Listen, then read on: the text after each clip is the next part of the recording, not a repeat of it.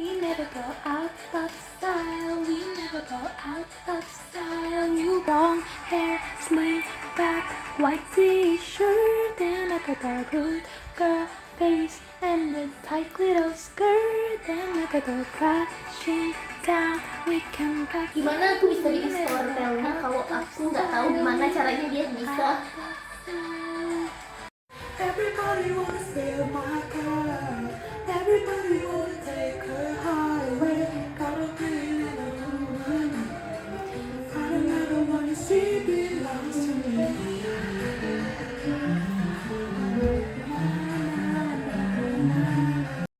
Asli dari hati.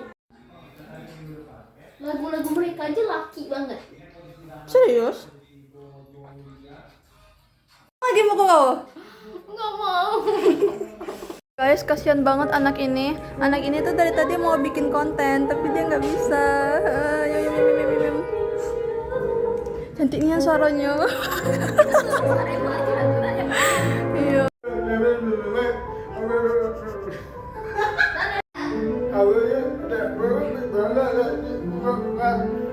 Nah, Bib, jadi dari G-sharp ini, nada G-sharp itu pindah ke 5 minornya.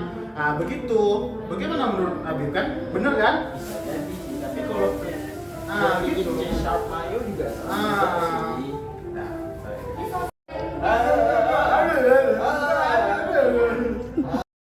Guys, sekarang kita lagi di koker. Kok dijual dia?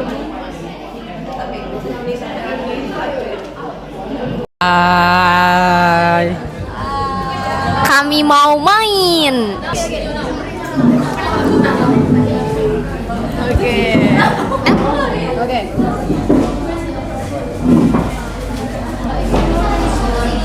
Alamak, Garis finish. Apa nih guys? Garis finish. Kalau bikin dulu, tulis dulu kan itu. Iya. Satu. Ya. Klik. Oke, kayak beberapa detik mulailah. Oke. 2, 3. Oke. Start.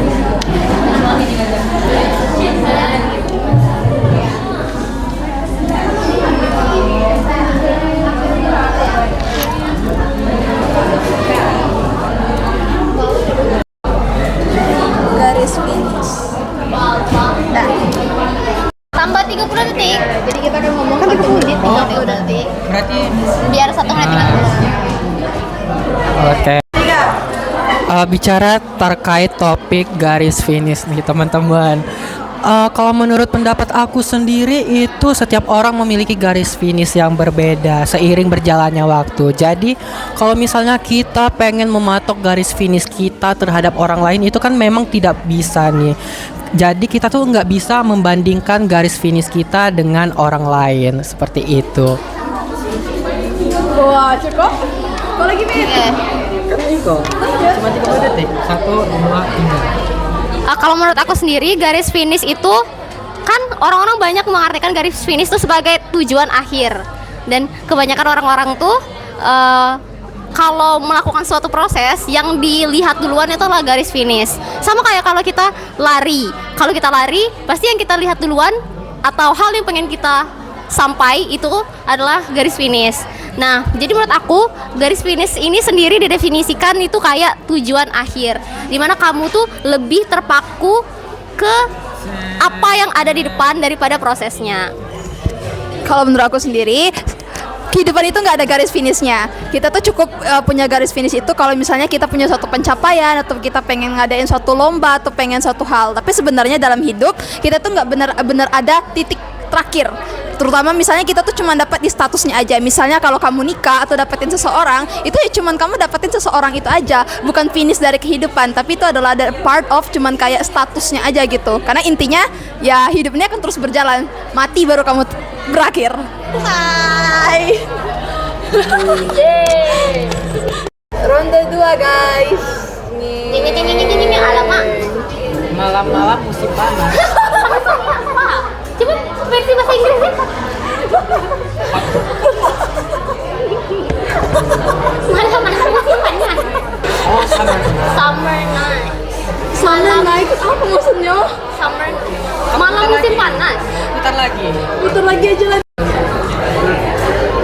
Tradisi baru. New tradition. Generation of Z. Tidak paham jujur. Aku nggak tahu lah sebenarnya new tradisi. Sekali lagi ya. Ini terakhirnya nih. Please topiknya apakah gaji 6 digit itu 1 digit. Itu cuma 1 digit. 6 digit mengesankan pertanyaan itu? Kamu nanya deh. Aku nanya deh. Menurut Ngana mengesankan tidak? In my humble opinion, enggak. Kami itu cuma 1 digit di bawah UMR. Menurut aku sih enggak ya, karena gaji 6 digit itu koruptor aja pemerintah tengok gajinya 6 digit lebih tapi masih korupsi. Nggak ada yang cukup di dunia ini deh. Kita ini tidak pernah merasa cukup, begitulah manusia. Anjay. Sebagai orang yang gaji di bawah 1 digit ya teman-teman, kayaknya saya memang belum berada di fase tersebut, tapi kayaknya memang mengesankan. Tapi kan setiap orang itu punya targetnya masing-masing nih teman-teman. Kayaknya memang kalau misalnya dibilang masih mengesankan sih masih sih kayak, tapi kalau misalnya melihat dari realitas sosial saya sendiri emang belum tercapai aja sih kayak gitu. Ya nanti tercapai ya Kak Azim ya. Semoga. Lanjut Ama. Kalau untuk aku sendiri ya, gaji 6 digit itu masih mengesankan atau enggak? Untuk aku yang saat ini belum berpenghasilan sendiri, itu tuh bukan cukup mengesankan lagi, itu sudah mencukupi. Apalagi kalau dibayangkan gaji 6 digit itu sebanyak sebanyak itu. Tapi kan realitasnya ya nggak tahu ya, belum dapat aja. Mungkin one day kali ya. Nah aku hidupin. Di era sekarang. Benci banget kalau udah di era. Kamu menjadi seorang ikon. Era digital. Saya ulangi. Udah sampai dipegang sama temennya. Di era dicilat. Ulangi. Saya ulangi. Dicilat lagi. Udah itu aja mana Bo. Apa di era digital? Udah.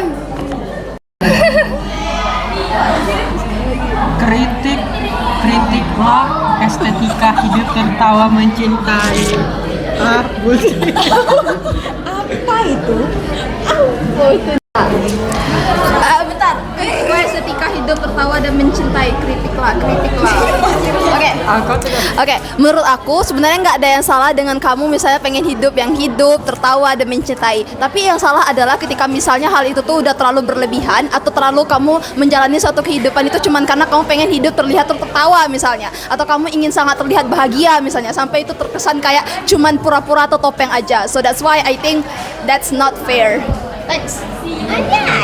Bisa dulu. Kalau menurut saya sendiri, kalau misalnya berbicara terkait slogan hidup tertawa mencintai, itu kan memang membuat hidup kita menjadi lebih lama nih teman-teman. Emang kalau tidak mencintai? Oke teman-teman. Jadi kalau misalnya menurut saya, kalau untuk dikritik sih kayaknya jangan terlalu disepelekan sih. Kayak misalnya kita jangan terlalu menyepelekan hidup untuk hanya untuk mencintai seseorang, untuk selalu tertawa di setiap saat. Seperti itu sih menurut aku. Nah, kalau untuk aku sendiri, untuk slogan hidup tertawa mencintai ini masuk banget di aku. Kayak klop banget, soalnya menurut aku yang gak terlalu mikirin hal-hal yang menurut aku bikin pusing. Aku hidup cuman buat ketawa, biar orang mencintai. Maksudnya tuh biar misalnya aku barengan sama teman-teman aku, terus ada saat dimana aku dianggap lucu dan mereka ketawa, dan itu membuat aku ngerasa dicintai. Udah, itu doang. Jadi nggak ada yang dikritik dari hidup tertawa mencintai. Oke. Fitria. Kau kontra fit. Yo, aku kontra. Kalau menurut aku ya, karena ini harusnya mengkritik kan. Jadi sebenarnya hidup tertawa mencintai atau love nih nggak sesuai sama realita yang ada di kehidupan. bermasyarakat, apalagi sebagai WNI. Teman-teman pasti menyadari kalau hidup dan terlalu banyak tertawa atau terlalu mencintai sesuatu yang berlebihan itu nggak baik. Dan kenyataannya ketika kita memberikan love atau membuat orang tertawa, kadang orang tuh nggak memberikan hal yang sama, feedback yang sama. Kadang kalau kita mencintai seseorang, belum tentu orang itu akan memberikan feedback yang sama juga. Begitu juga dengan hidup. That's why aku nggak suka ya hidup tertawa dan mencintai ini. Kita tuh harus hidup untuk diri kita sendiri, teman-teman.